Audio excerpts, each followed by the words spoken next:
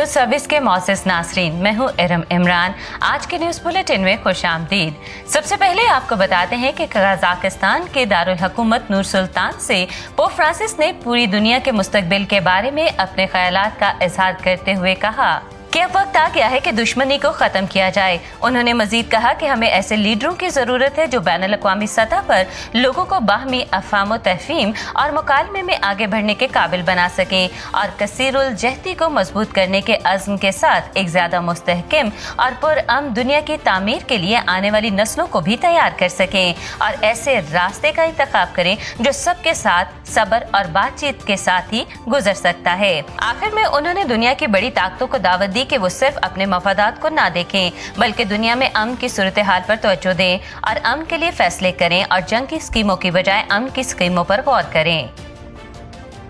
डायसीजन board of education की जानिब से रावलपिंडी इस्लामाबाद डायसिस की 75 साला जुबली नहायत पुरजोश तरीके से मनाई गई। गुज़श्ता दिनों डायसीजन बोर्ड ऑफ एजुकेशन की जानिब से इस्लामाबाद रावलपिंडी डायसिस की 75 साला जुबली के मौका पर Saint marriage academy for girls Lalazar Rawalpindi में पुरवकार तकरीब का इनेकाद किया गया। इस तकरीब के मेहमान खसूसी फजीलतमाब arch bishop doctor Joseph Arshad थे, जबकि दीगर मोअज़्ज़िज़ मेहमानों में फादर साहबान, सिस्टर साहबात और असातिज़ा शामिल थे। इस मौका पर पाक मास की अक़दस कुर्बानी खुदा की नजर गुजरानी गई, जिसकी क़यादत फजीलतमाब arch bishop doctor Joseph Arshad ने की। वाज़ के दौरान फजीलतमाब arch bishop doctor Joseph Arshad ने डायसिस के पस मंजर पर रोशनी डालते हुए कहा, मैं इसलिए आया हूँ कि वो जिंदगी पाए और कसरत से पाए।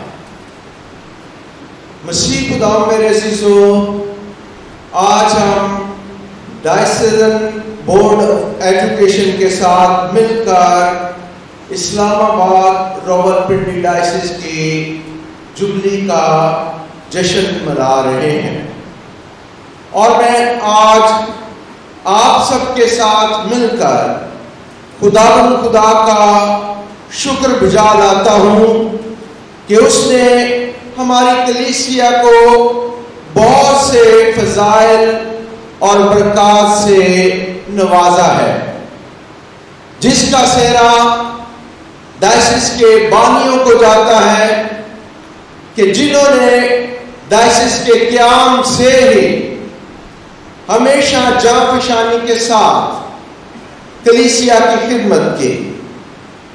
खास तौर पर बैरूने मुल्क से आने वाले मिशनरियों ने यहाँ पर कलीसिया की मजबूती के लिए दिन रात काम किया और आज हम शुक्रगुजार हैं कि मुकामी कलीसिया में से बहुत से नौजवान काहिन बन चुके हैं। रहबाना जमातों में बहुत सी सिस्टर्स भी मुकामी हैं और मुनाज़ सहबान और दीगर कलीसिया इन सब के साथ मिलकर कलीसिया की तरक्की में बढ़ चढ़कर हिस्सा ले रहे हैं। दरअसल हमारी डायसिस का क़याम तो 1887 में ही हो चुका था, जब लाहौर डायसिस इस खित्ते में पहली डायसिस बनी 1886 में। 1886 में इंडो पाक में लाहौर डायसिस का क़याम अमल में आया और उसके एक साल बाद ही 1887 में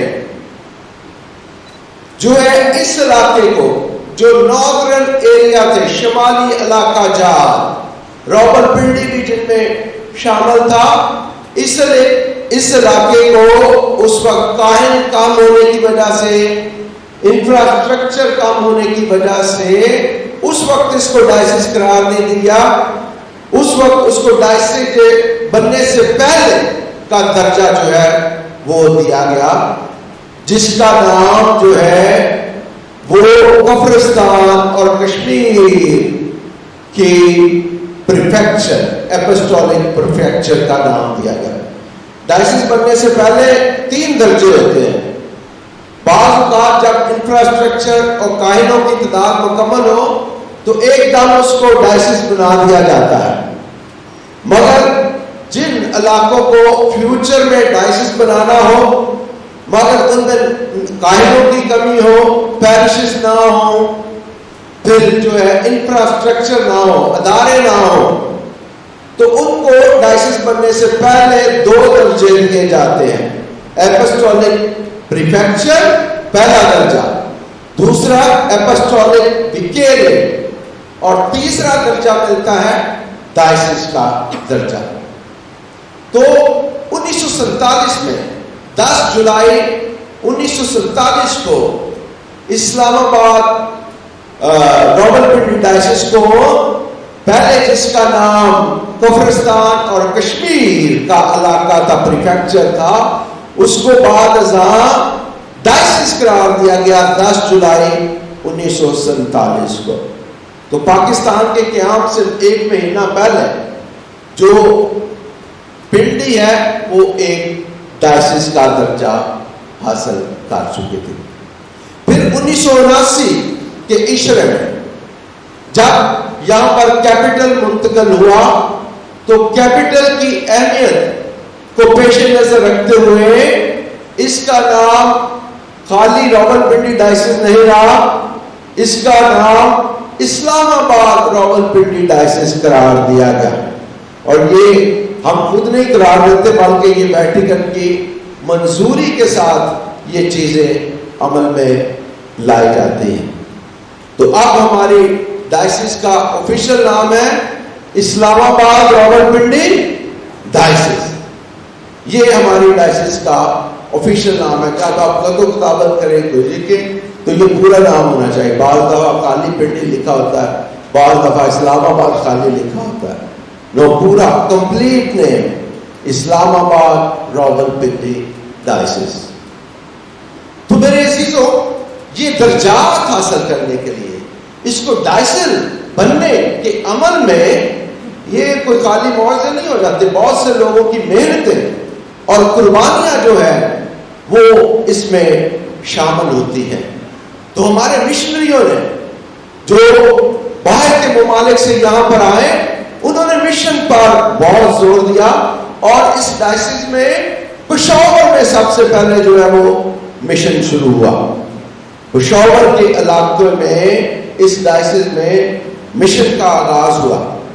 پھر بعد ازاں یہ لال پورتی میں جو ابھی ہمارا کیتھیڈرل ہے، سینٹ جوزف کیتھیڈرل، پشاور سے پھر پنڈی میں کی طرف یہ مشن مکمل ہوا اور سینٹ جوزف چرچ کی بنیاد رکھی گئی، جو اس وقت جو ہے برٹش سولجر کی خدمت کے لیے یہ چرچز بنائے گئے تھے. اس وقت مقامی کلیسیا کم تھی، تو باہر سے جو مشنری بھی آئے وہ جو سپاہی تھے انگریز دور کے، ان کے لیے پاک ماس کی قربانی چڑھانے کے لیے، ان کی تعلیم و مسیحی تعلیم و تربیت کے لیے جو ہے وہ خدمت کے لیے یہاں پر آئے. بعد ازاں جب یہ ڈائسس بنی تو اسی چرچ کو جو برٹش سولجر کی خدمت کے لیے تھا اور اس وقت تھوڑی مقامی کلیسیا تھی ان کی خدمت کرتا تھا، اسی چرچ کو ڈائسس کے کیتھیڈرل کا درجہ دیا گیا اور اس میں تھوڑی بہت چینجز لا کر بیک سائڈ سے اس کو اور تھوڑا سا بڑا کیا گیا. تو وقت کے ساتھ جو ہے وہ بشپ ہاؤس میں بھی چینجز ہوتی رہی، فادروں کی رہائش کے لیے، بشپ کے لیے، اور کیتھیڈرل میں بھی چینجز ہوتی رہی. اور موجودہ دور میں پھر چینجز ہو رہی ہیں. حکومت پنجاب کی مدد سے کیتھیڈرل کو رینوویٹ کیا جا رہا ہے. تو یہ ایک اسٹرگل، جدوجہد ہے. ہمارے مشنریوں نے اپنے خون سے چاہے آج بھی ان کی کہانیاں سنیں تو یہ سرگودا سائڈ میں مجھے جب میں پچھلے دنوں دورے پر گیا تو وہاں پر کوئی مجھے بتا رہا تھا کہ جب مشنری اس طرف آئے، سرگودے کی سائڈ پہ آئے، تو اس وقت بہت سے مشنری جو بیماریوں کا شکار ہو کر مر جاتے تھے، فادرز اور سسٹرز. پھر جو کانگریگیشن میں کام کر رہی تھی وہ نئے عملے کو بھیجتی تھی اور دو سلسلے جانے بھی انہوں نے دی، مشکلوں کو بھی سہا اور آخر جو ہے پھر وقت کے ساتھ جو ہے یہ مشن کامیاب ہوئے. تو آج ہم تو موجودہ نسل बड़ी खुशी के साथ डायसिस की जुबली मना रहे हैं, लेकिन हम वो कुर्बानी जो हमारे बड़ों ने दी है, बुजुर्गों ने दी है, मिशनरियों के साथ मिलकर, हम उनको कभी भी नहीं भुला सकते और हम हमेशा उनके शुक्रगुजार और कलीसिया की तारीख में एहसानमंद रहेंगे। उन्होंने बाइबल मुकद्दस की उन तालीमात को जारी और सारी रखा, जी उठने का पैगाम, और जी उठने के पैगाम से ही कलीसिया का आगाज हुआ था। उससे पहले कलीसिया का कोई तसव्वुर नहीं था, उससे पहले यीशु के हवारियों का जो है वो जिक्र और तलब मिलता है। मगर कलीसिया की इब्तिदा उस वक्त हुई जब शागिर्दों पर रूह कुदुस का नज़ूल हुआ और जो डर और खौफ से अपने आप को कब्रों में बंद कर चुके थे, रूह कुदुस पाने के बाद जुर्रत और दलेरी से बढ़ गए और उन्होंने खुदावंद यीशु मसीह के जी उठने की बशारत दी। वो जिसको तुमने सलीब पर लटका दिया, वो मुर्दों में से जी उठा है।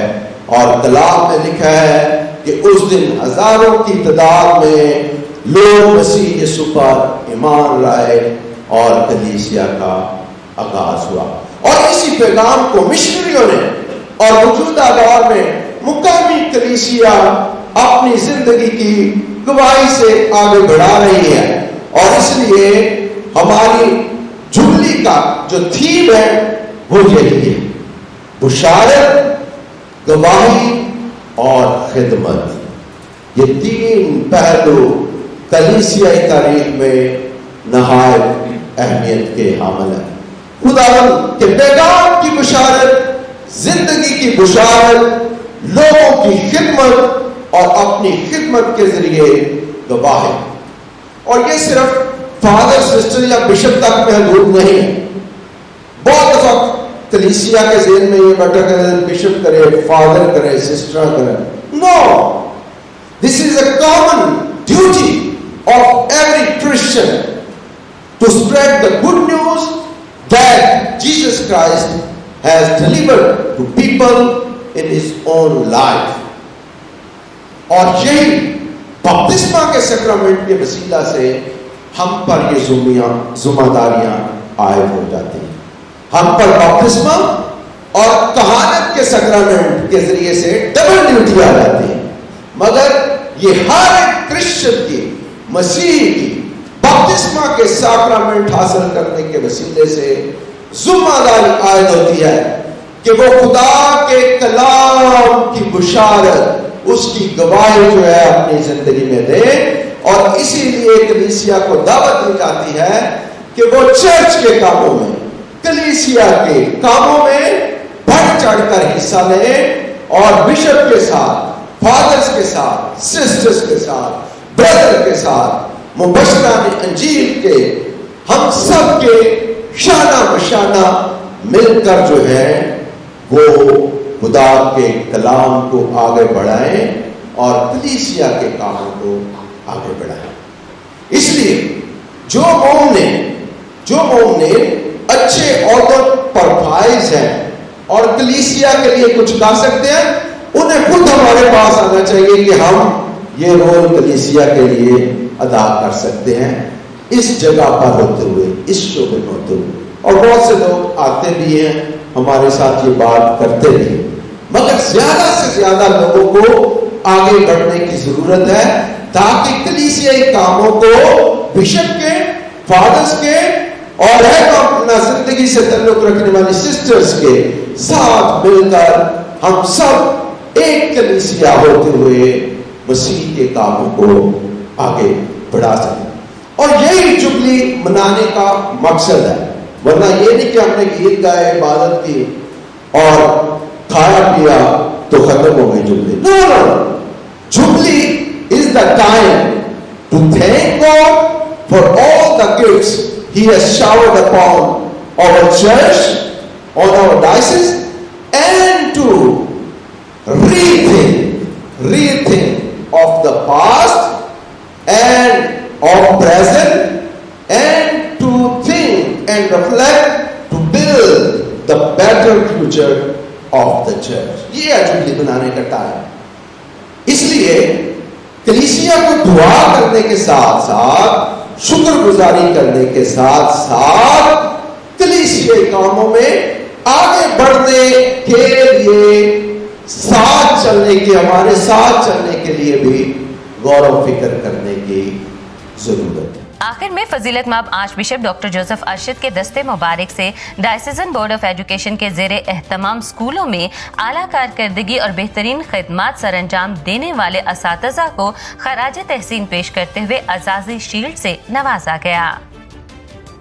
کراچی میں کیتھولک کمیونٹی کی متعدد تنظیموں اور پیرشز گروپ نے سیلاب متاثرین کے لیے مدد کی تحریک کا آغاز کر دیا. صوبہ سندھ میں شدید بارشوں سے متاثر ہونے والے لوگ خوفناک صورتحال سے دوچار ہیں. لوگ کھلی فضا میں رہتے ہیں اور مدد کے منتظر ہیں. سسٹر الزبتھ نعمت ایف سی نے کراچی کے سینٹ جوزف کانوینٹ اسکول کے وفد کی قیادت کی تاکہ سیلاب سے متاثرہ خاندانوں کی مدد کی جا سکے اور گزشتہ 2 ماہ سے یہ متاثرہ لوگ مدد کے مستحق ہیں. ٹھٹھا کے گاؤں سجاول کے 200 خاندانوں اور بدین کے گاؤں کے 50 خاندانوں کو مدد فراہم کی گئی ہے. نیز سسٹر الزبتھ کے زیر نگرانی ایک میڈیکل کیمپ کا بھی انعقاد کیا گیا ہے اور یہاں پر خواتین اور بچوں کو ادویات فراہم کی گئی ہیں. اسی طرح کاریتاس کراچی نے کراچی کے ضلع ملیر میں 100 خاندانوں کی مدد کی ہے. کاریتاس کراچی کے ایگزیکٹو سیکرٹری منشا نور نے کہا ہے کہ ہم کھانے کے پارسل اور شیلٹر کٹس کے ساتھ زیادہ سے زیادہ لوگوں تک پہنچنے کی کوشش کر رہے ہیں. کیتھولک ویمنز گلڈ کی صدر سمانتھا نے کہا ہے کہ سندھ کے اندرونی علاقوں میں حالات ہماری سوچ سے بھی بدتر ہیں. اس مشکل وقت میں فراغ دلی اور ضرورت مندوں کے ساتھ اظہار یکجہتی کے لیے 75 ہندو اور مسلم خاندانوں کی مدد کی جا رہی ہے.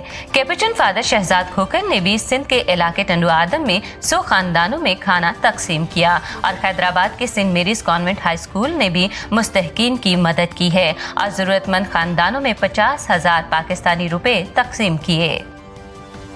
ملکہ الزبتھ دوم کی وفات کے بعد پرنس چارلز کو سرکاری طور پر برطانیہ کا بادشاہ قرار دے دیا گیا. ملکہ الزبتھ دوم کے انتقال کے بعد برطانیہ کی حکمرانی فوری طور پر از خود بغیر کسی تقریب کے ان کے جانشین اور سابق پرنس چارلز کو منتقل ہو گئی. تاہم اب انہیں باقاعدہ طور پر بادشاہ قرار دے دیا گیا ہے. چارلز سوم نے برطانیہ کے بادشاہ کا حلف اٹھا لیا. کنگ چارلز نے حلف نامے پر دستخط بھی کیے اور انہوں نے باقاعدہ طور پر بادشاہ کی ذمہ داریاں بھی سنبھال لیں. والدہ کی وفات کے بعد سرکاری طور پر ان کے صاحبزادے چارلز کی بادشاہت کے اعلان کی تقریب لندن کے سینٹ جیمز پیلس میں ایک روایتی کمیٹی کے سامنے منعقد ہوئی جس میں سرکاری طور پر ان کی بادشاہت کا اعلان کیا گیا. ولمز دا کانکر وہاں تاج پہننے والے پہلے بادشاہ تھے جبکہ چارلز ایسا کرنے والے 40ویں بادشاہ ہیں. یہ ایک انگلیکن مذہبی تقریب ہے جسے آرچ بشپ آف کینٹربری سر انجام دیتے ہیں جو سینٹ ایڈورڈ کا تاج بادشاہ کے سر پر رکھتے ہیں. ٹھوس سونے کا یہ تاج سن 1661 میں تیار کیا گیا. تقریباً 2.25 کلو وزنی یہ تاج ٹاور آف لندن میں رکھے گئے شاہی جواہرات اور زیورات کا حصہ ہے اور اسے کوئی بھی بادشاہ صرف اپنی تاج پوشی کے وقت ہی پہنتا ہے. آج کے نیوز بلیٹن میں اتنا ہی. ارم عمران کو اجازت دیجیے.